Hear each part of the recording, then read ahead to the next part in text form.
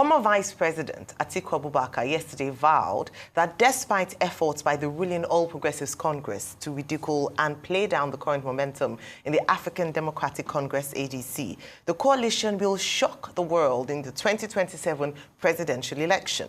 Atiku also laid to rest insinuations that he might not contest the presidential poll 2 years from now, stressing that he will run for the nation's top job in the next election cycle. Atiku, until recently a prominent figure in the People's Democratic Party, has often sought broad coalitions to strengthen his presidential bids. In that light, the ADC, a hitherto relatively smaller party, has brought together some heavyweight politicians, positioning itself as a third force alternative outside the dominance of the APC and PDP. However, apart from Atiku, ex-Anambra Governor Peter Obi and former Rivers Governor Rotimi Amaechi have made public their intentions to jostle for the ADC's presidential ticket as a part of a coalition of opposition figures seeking to challenge President Bola Tinubu at the polls in 2027. While the former vice president has positioned himself as the most experienced hand, Obi, the 2023 presidential candidate of the Labour Party, has insisted he will not play a secondary role to anyone. Also, Amaechi, a former Minister of Transportation, has hinted on plans to throw his hat into the ring. Atiku's statement is also coming as the presidency has often seized every opportunity to ridicule the ADC, claiming that the coalition only exists on paper and portraying it as inconsequential as well as lacking real electoral weight. In other stories, Igbo socio-cultural group Ohanaeze Ndigbo has announced that no Igbo man will contest for the presidency in 2027 against the incumbent president Bola Ahmed Tinubu. The group says that the possibility of the Southeast producing the president of Nigeria can only be achieved in 2035, not 2027. In a statement signed by the Deputy President General of the Ohanaeze Ndigbo faction, Okechukwu Isiguzoro, and the national spokesman, Thompson Ohia, they revealed that the decision was taken at a crucial meeting with Southeast political leaders, in which they resolved that no Igbo man will contest presidency in 2027, signaling the rejection of a one-term bid. They insist that the most practicable political vehicle for the pursuit of the Igbo presidency lies within the All Progressives Congress in 2035 if the zoning formula is altered, saying that among notable Igbo sons, the Minister of Works, Senator David Umahi, stands out as the most outstanding candidate to lead the country.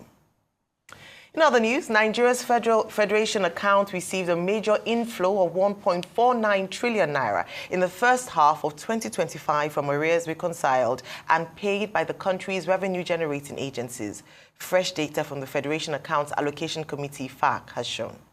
A report by the FAC Post-Mortem Subcommittee, which reviews remittances from key agencies, indicated that the cumulative inflows into the Federation accounts between January and June 2025 came from reconciled outstanding arrears previously owed by key agencies. This included the Nigerian National Petroleum Company Limited, the Nigerian Upstream Petroleum Regulatory Commission, the Federal Inland Revenue Service, and other statutory bodies. Moving away from that, we go on to the 2025 Annual General Conference of the Nigerian Bar Association, which kicked off with a call by the Sultan of Sokoto, Muhammadu Siad Abubakar, for the reform of the Nigerian justice system. The Sultan, who was the chairman of the occasion and described the theme of the conference, Stand Out, Stand Tall, as apt, said judicial reforms in the country were long overdue. The keynote speaker and founder of South Africa's economic freedom fighters, Julius Malema, went down memory lane discussing issues bedeviling Africa. Malema urged Nigeria and South Africa to strengthen the bonds between them. He warned African countries against unnecessary borrowing of money from Bretton Woods institutions like the World Bank and International Monetary Fund, saying such borrowings constitute a debt trap. He praised Nigeria's support for South Africa's anti-apartheid struggles and urged closer economic ties between both countries. Nigeria is not just another African country to us. It is a comrade nation, one that stood firmly by our side during our darkest hour. When South Africa was shackled by apartheid, when our people were murdered, imprisoned and denied basic humanity, Nigeria rose as a giant for justice, placing South Africa squarely at the center of its foreign policy. This bond between South Africa and Nigeria must be carried forward into the present, not just in political sentiment, but in concrete economic collaboration. Both our nations stand as giants of the continent.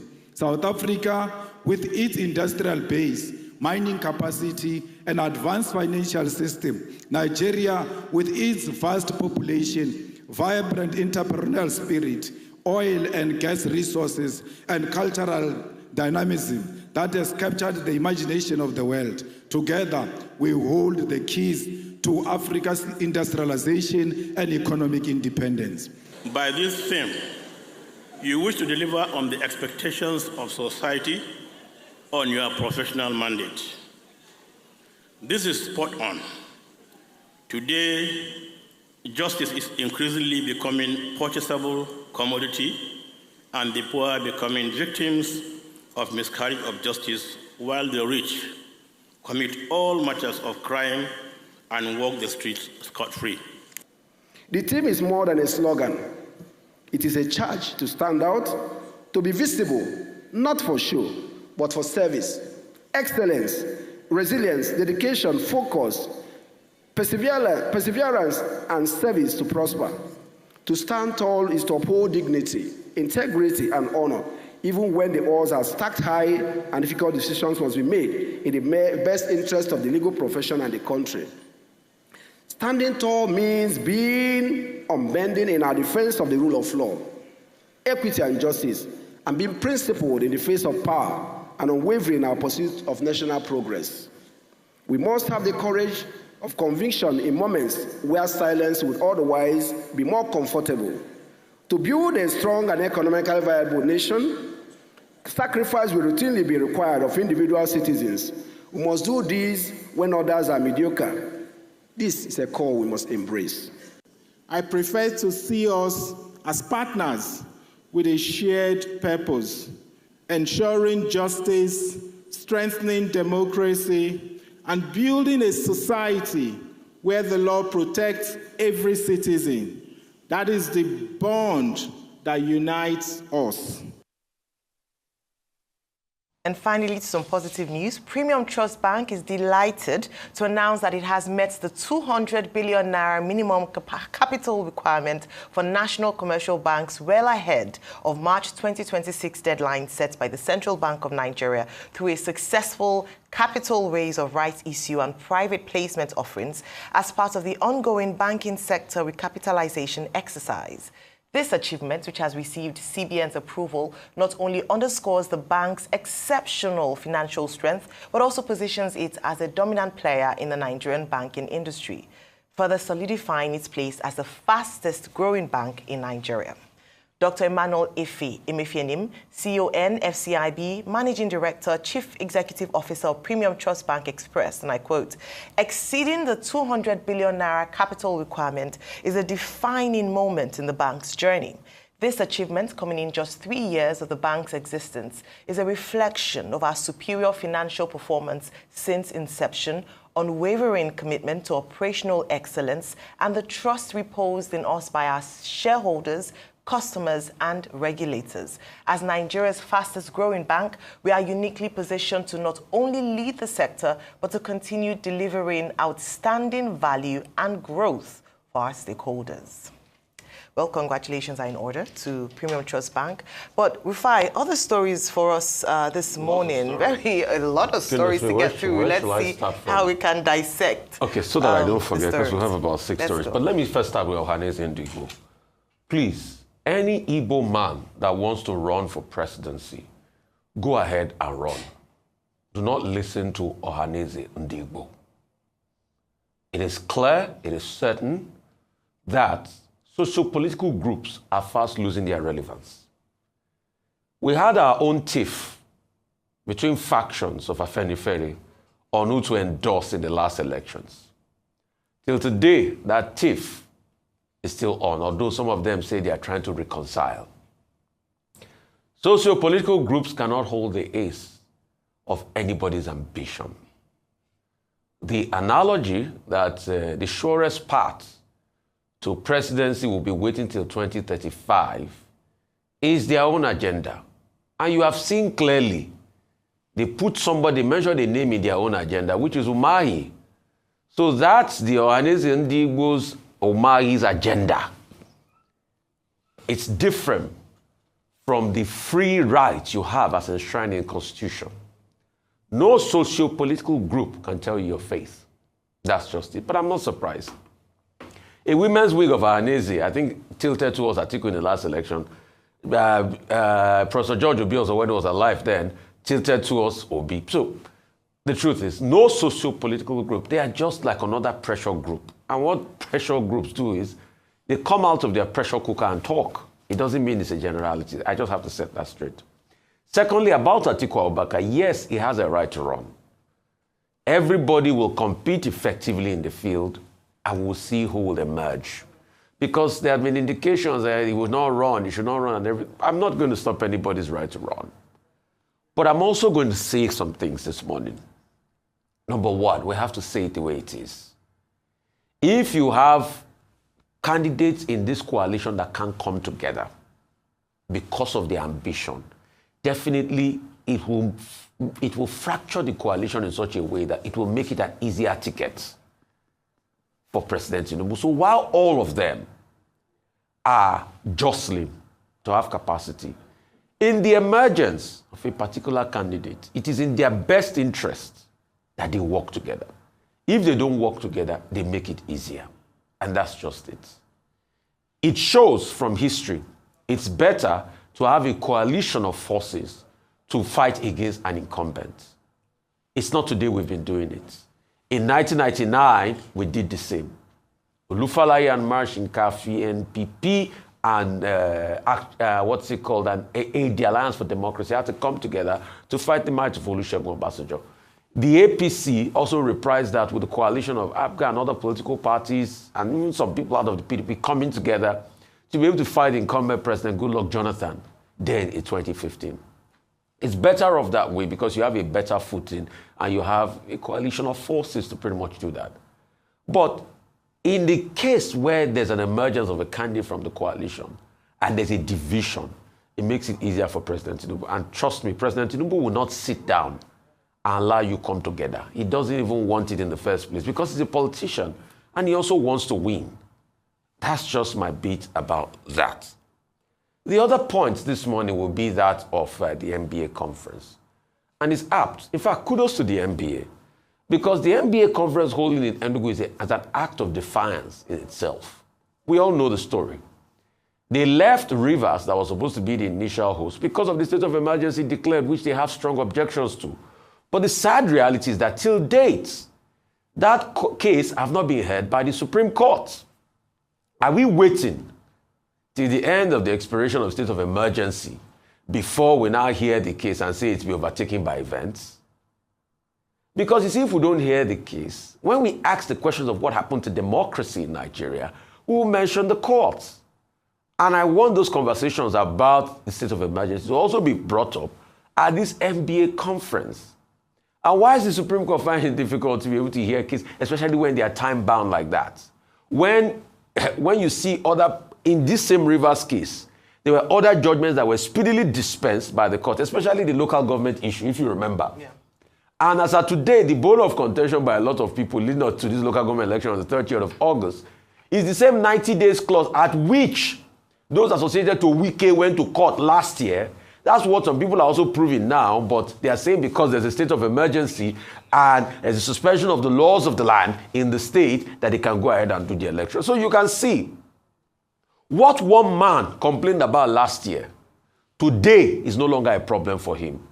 And when we point out this hypocrisy, people say, oh, why do you point out? But see, we have to point out hypocrisy. Because you know why? Hypocrisy is the homage that vice pays to virtue. Let's not forget that. Hypocrisy is the homage that vice pays to virtue. People that have vices also want to act like they are virtuous. And that's where they go the line of hypocrisy. I didn't say those words. Francois de la Rochefoucauld said those words many, many years ago. Kudos to Malema on what he said. All right, Dr. Bati. Okay, let me start with Julius Malema. MBA conference, stand tall, stand out, stand tall. Now holding in Enugu. After all that drama with the Rivers State government, over 300 million naira. Now the MBA conference started over the weekend in Enugu, the coast city, the historic city. First, congratulations to the Enugu State government and the governor, Dr. Peter Mbah, for hosting the Nigerian Bar Association and for promising them that it will be a memorable experience. And I've seen evidence of that. If I don't have any further evidence, at least I can point to, what's this man from Kogi's name? With the governor? No. Oh, it's Dino Melaye. Dino Melaye dancing with Afamos Igwe, SAN, you know, at an evening event and trying to compete. In other words, I say the guys are having a lot of fun. And then the attendance has been very high quality. So congratulations also to the MBA to have moved very quickly away from the 300 million thing around their neck to go from Port Harcourt to go to Enugu. And Afamos Igwe, you know, hosting this leading this very important event. As to the themes, the issues that will be talked about, they are very modern themes about AI, about inclusivity, about the future of the farm. What would the Nigerian law firm look like, you know, in the immediate future? But the main issue that we're talking about is first the presence of Julius Malema. Julius Malema, an important political figure, leader of the economic freedom fighters in South African Parliament, you know, was the keynote speaker at the event. And I think that some of the points that he made, aside the whatever drama others may attach to it, are very important. His point about, look, borrowing, that African leaders must just run away from borrowing. The same thing that we say on this platform almost on a daily basis. Two, he was calling for deeper economic collaboration, cooperation between Nigeria and South Africa. And I think that as two of the largest economies in Africa, that is also a very good point that he made on that occasion. He decried xenophobia, something that is, you know, a sore point for many Nigerians because of the way Nigerians are treated in South Africa. So you have Julius Malema, leader of one of the major opposition parties in South Africa, telling us that xenophobia is not good. Africans should unite. Africans should solidarize. I think he was also on point in that particular regard. And then, of course, he talked about, or rather, he acknowledged Nigeria's historic role in the South African liberation process, something that the present generation of young South Africans, the Gen Z generation, don't even remember. And many Nigerians feel very bad that at the time the South Africans were fighting for their freedom from the clutches of apartheid, Nigeria was there for them. Nigeria stood tall for them. And so here we have Julius Malema, you know, coming to Nigeria and reminding us that, look, you are our brothers. And I think that this is about statesmanship. Julius Malema, if he was in the parliament in South Africa, he would probably be wearing a red jacket and be making trouble. But, you know, he came here to the MBA conference in Enugu, and he spoke truth to power, particularly his commentary about the hypocrisy of international justice, something that we have seen very well most recently, and that we talk about all the time here, whether it's with regard to Ukraine and Russia, or with regard to Israel and Hamas in the Gaza Strip, or the neglect of the politics of South Sudan. So Julius Malema is welcome to Nigeria, and he can enjoy himself as much as he wants because Nigerians are very hospitable people. I think he spoke well. And then the Sultan also spoke well. The Sultan was reminding the Nigerian Bar Association as a civil society group of its responsibility within that civic space, which is to promote unity, which is to promote social justice, which is to stand tall for justice by promoting access to justice for marginalized persons in this Nigerian community. And I think, the Sultan was very right in saying that NBA has a responsibility to break barriers in terms of access to social justice, to be fair, without being unnecessarily sycophantic.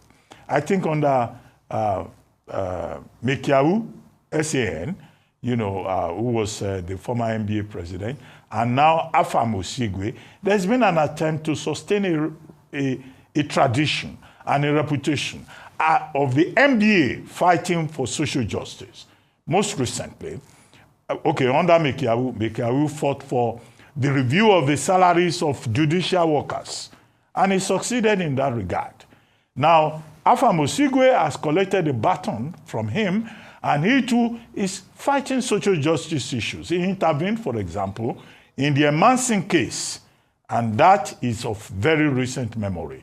So the expectation of the NBA of the future is that it will be an association that will be a strong pillar in civil society, fighting for rights and fighting for social justice. In the Emansin case, Comfort Emansin, the NBA even declared that it will fight pro bono for the rights of Ms. Emansin. So all of this is on all fours with, the advice of the Sultan of Sokoto. The issues are many. I just want to take them in seriatim.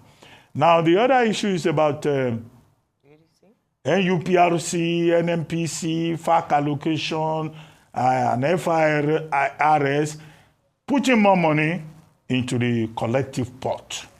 Well, it is good news if that is true. It is good news if it is indeed true that the federal government has been able to collect 1.49 trillion in terms of arrears owed by all these agencies, NUPRC, NMPC, FIRS, and others. Now, the main issue here is about federal government revenue. What they have collected will boost revenue. It means that there will be more money, more revenue at the federal, state, and local council levels. And we hope, our hope is that that money collected as distributable pool will be used for the purpose of development, and the effect will be felt by the people. But what it says, in my view, is also about the performance of the Buhari administration. Under the Buhari administration, everybody was just doing what they liked. They were all looking for ways to hide money, to steal money. So what the Tinubu administration is doing is about transparency and accountability. And I've seen a commentary saying that, in fact, we have collected back 1.49 trillion since January, but that there's still more money hidden within the system. And that was part of the error of the incompetence of the Buhari administration, where, government enterprises, departments of states, revenue-generating agencies resorted to self-help. So to the extent that the Tinubu administration is trying to correct that, I think it's a very good development. However, I hope that special attention will be paid to transaction costs, because many of these agencies and departments of government, they also have what they call transaction costs. So if you collect all of this from them and they have remitted, I hope the budgetary allocations to those departments and government enterprises will be retained so that we will not have excuses in terms of performance. Now, the topics are many, I don't know. But okay, let me deal with the ADC and Atiku Abubakar topic. Now, Professor Olateju was the name of the gentleman who represented the ADC at the defection of PDP chieftains in Lagos. Over 5,000 of them were said to have defected over the weekend, received by Rauf Aregbesola comrade, diffusing, potting into the fold of the ADC. Now, on that occasion, there were principal people, Ashurubi, Mr. Adams, Mr. Shele, Tunji Shele, Captain Tunji Shele. All of them saying they have left the PDP, they are moving into the ADC. Now, Olateju speaking at that occasion, representing Atiku Abubakar, then said, well, Atiku Abubakar is not desperate. It's not as if he wants to be president at all costs. But there has now been a rebuttal. Atiku Abubakar, speaking from his other country, Dubai, United Arab Emirates, is on record as having said no. In fact, in 2027, ADC will shock the world because he is determined to take power from President Bola Ahmed Tinubu and that he will run. Nobody should go and say that he will not run. And that Professor Olateju saying he is not desperate, he will not run at all costs. Atiku more or less is saying he will run at all costs. So you see, there is some kind of, chemistry, mathematics about this 2027. And we have not seen the end of it. It's an evolving story. It's a developing story. After all, over the weekend, President Obasanjo was quoted by Leadership newspaper as preparing to publish a book very soon, Nigeria Past and Present, in which he said, according to Leadership, I'm not the one saying so, Leadership says that President Obasanjo says that President Buhari is the most incompetent person that ever showed up in the presidency of Nigeria, and that President Tinubu is following very closely. So in other words, in that book, President Obasanjo is going to write off President Bola Ahmed Tinubu. So all of these things will affect the calculations, as we move towards 2027. And there's also the Jonathan question. In Kano, on Sunday, I think it was yesterday, one Dr. Kiari, leading a group, said that, in fact, bring back our good luck. That this bad luck of poverty and debt servicing is too much. They want their bad luck back. So it's a very... They want their good luck back. So it's a very fluid situation as we look at this developing story. So Atiku saying he wants to come back. Well, Dr. Kiari of the Bring Back Our Good Luck group in Kano that met at the Aminu Kano Center yesterday said that Atiku Abubakar and every other person, Peter Obi, Kwankwanso, they should all go and sempe. That's not an English word. They should all just give up and allow President Jonathan to lead, the struggle against Bola Ahmed Tinubu. But what I don't understand is this construction of Nigerian politics in personal terms, in these Manichaean terms. It didn't help us previously. I don't see how it will help us this time.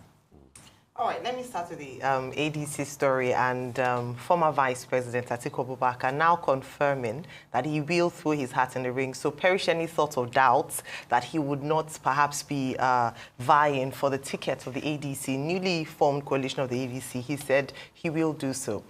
Also, he's also mentioned that the ADC will shock the world in 2027, and they are building a very powerful coalition. And that's, fair enough statement. In fact, they want to position themselves as the third force in the 2027 elections, taking the position of the Labour Party, which acted in that role in the 2023 elections. To what extent would they succeed in this, their quest for taking on the #1 seat in Nigeria? Well, a few things I've just put under the obstacles, the many obstacles of the ADC. I am of the firm belief that for a vibrant democracy, we need opposition parties that would be thriving and can really give the incumbent a run for their money in order to avoid complacency. And so, as much as possible, let us encourage more parties to emerge, and if possible, if anyone is willing to take on the current president, by so being, let it be so. But the most important thing is, at the end of the day, the people get to decide amongst the many candidates presented before them who they want to lead them come 2027. The first obstacle for the ADC, which is very clear, very obvious, is the battle for the ticket in itself. Who will emerge as the presidential flag bearer of the ADC? I say that because we saw what happened with the PDP in the last election.